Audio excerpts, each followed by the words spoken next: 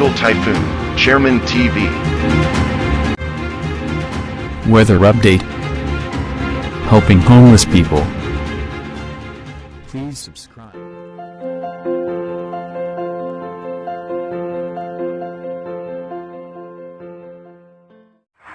Magandang araw po. Ito po ang latest update natin ngayong araw, December 15, 2024. Patuloy pa rin pong lumalakas yung northeast monsoon o yung amihan.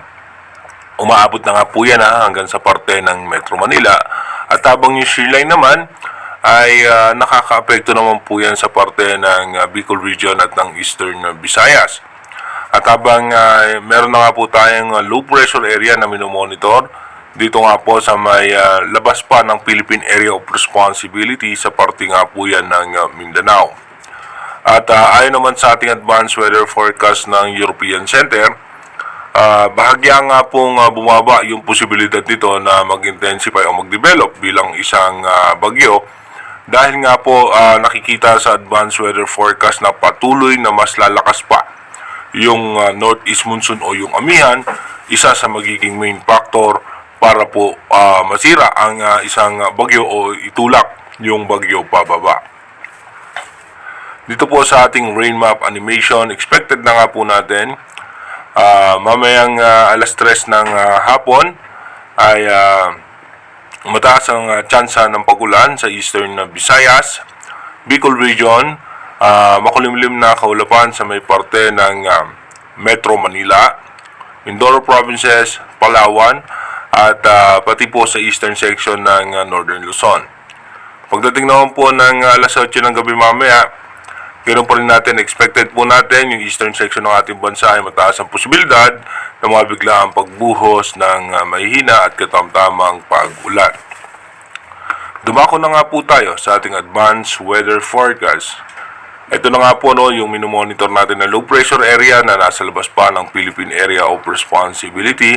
Then pagdating po ng December 16, possible nga po as low pressure area, papasok po yan ng ating PAR, yung pinakasentro niyan, at magiging almost stationary yung galaw niya dito nga po sa may parte ng Davao region.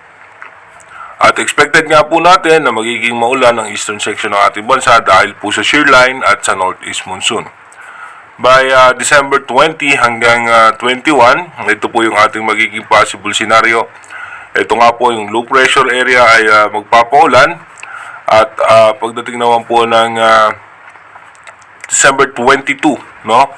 Ito naman ay itutulak na palabas dito nga po sa ating Philippine Area of Responsibility patungo nga po ng Palawan.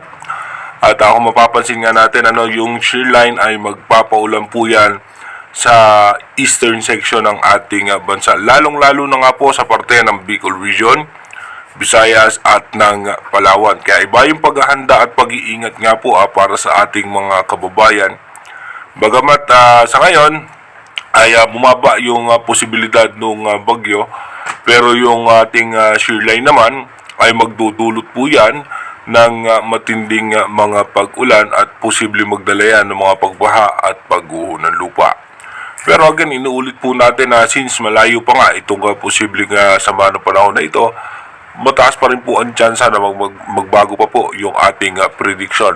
Kaya manatili po tayong tumutok sa ating advanced weather forecast para malaman natin kung ano pa nga ba yung magiging posibleng senaryo nitong sama ng panahon. Mag-iingat po tayo palagi. God bless po sa ating lahat.